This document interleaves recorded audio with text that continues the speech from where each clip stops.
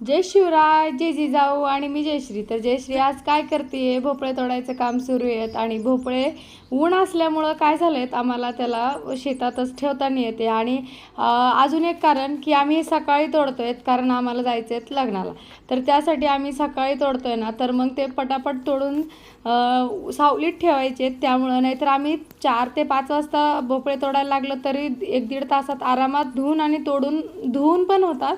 पण आणि मग तेव्हा सावली असती, संध्याकाळचं वेळ असते तेव्हा मग तिथंच बाजूला.